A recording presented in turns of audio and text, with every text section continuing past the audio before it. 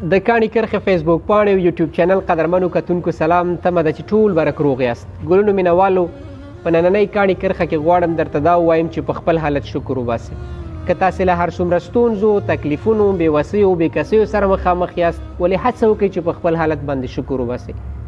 موسی علیه السلام په لاره روان دی. یو څوک ترې پوښتنه کوي موسی چیرته روان یې؟ هغه ورته وایي زه الله تعالی سره راز و نیاز لرم. دی ورته وایي چې داسې وکړه زما له طرفه الله تعالی څخه یوه غوښتنه وکړه، یوه پوښتنه ترېنه وکړه او ورته ووایه چې زه باید څه وکړم. دغه شخص په دې وخت کې دومره څه نه لري چې خپل عورت پرې پټ کړي.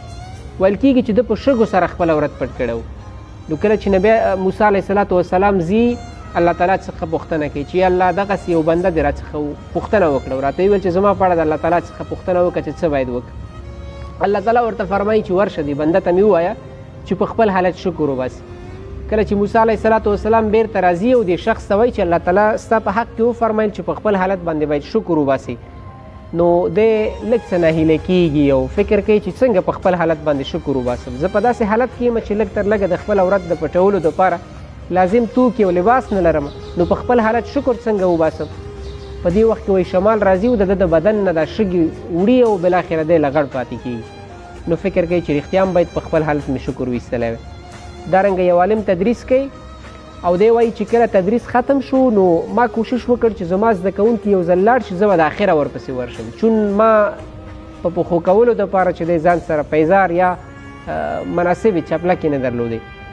نو وایي ځان مې لږ وروسته کړ. رښتیا هم زده کوونکي مې لاړل او زه خپیا بلې خپې د اخره ور روان شم چې کور ته لاړ شم.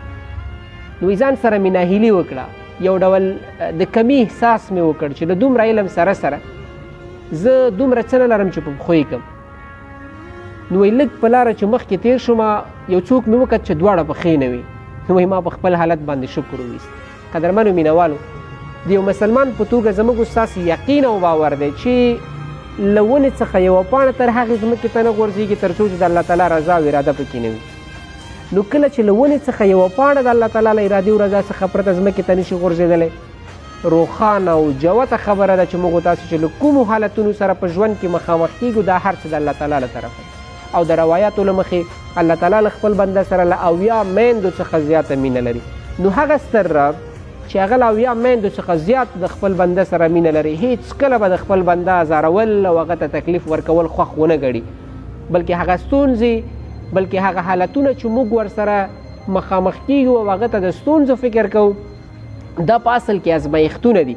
او کوم انسان باندې چې په دنیا کې ازمایښتونه نه راځي د الله تعالی له طرفه دی وایي په خپل ایمان باندې وډار شي، الله تعالی ته دې توبه وکړي او په دې فکر کې دي شي چې خدای مې که دا د الله تعالی له نظر څخه د الله تعالی له پامه غورځېدلی دی. نو ګلونو مینوالو ستونزې داسې دي لکه د جامو مینځلو ماشینونه. تاسو ګورئ موږ خیرن توکي خیرن لباسونه د جامو مینځلو ماشین ته اچوو، دا ستونزې هم همدغسې دي. موږ که هر څومره په دې ماشین کې تاو راتاو شو وزبېښل شو خو بالاخره د لومړي په پرتله یا د پخوا په پرتله به پاک سپېڅلي او سوچه بېرته ترېنه راووځو. نو تمه ده قدرمنو ګډونوالو مینوالو کتونکو چې موږ تاسې له هر څومره ستونزو مصیبتونو سره چې مخامخ کېږو، یو خو دا چې د قرآن عظیم الشان صریح آیات دی بسم الله الرحمن الرحیم لا یکلف الله نفسا الا وسعها.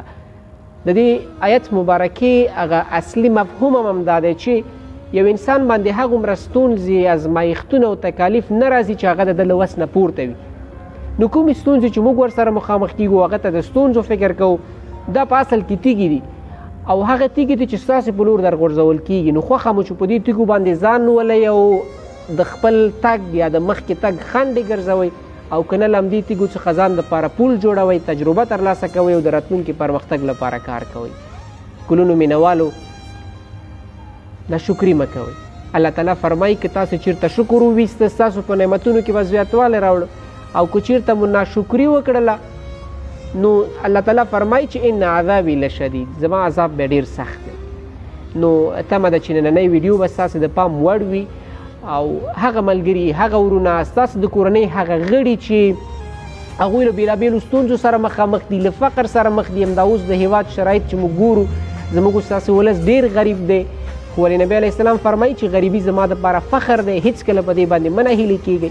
که چېرته تاسې کاروبار نه لرئ هېڅکله مه خفه کېږئ، دې ته هڅه وکړئ ځان دپاره یو د حلال رزق د ګټلو وسیله برابره کړئ. نو هیڅکله مایوسه کیږئ مه، هیڅکله خفه کیږئ مه. او هغه خلکو ته د بدبخته خلکو فکر هیڅکله ونه کوئ ګوره چې هغوی له ستونزو تکالیفو سره مخ دي، بلکې هغوی الله تعالی ته په یو ډول نږدې خلک دي او د هغه په ستونزو او تکلیفونو سره د هغه ګناهونه الله تعالی ورته بخي. نو ګلونو مینوالو زموږ د کاڼي کرښې نننۍ ویډیو همدومره وه. تمه ده چې ویډیو به مو خوښه شوې وي. له نورو ملګرو سره د صدقې جاریې په دود شریکه کړئ. زموږ فیسبوک پاڼه در سره وڅارئ او زموږ یوټیوب چینل هم له سبسکرایبه مه هېروئ. تر راتلونکي کاڼي کرښې خپرونې ښې چارې.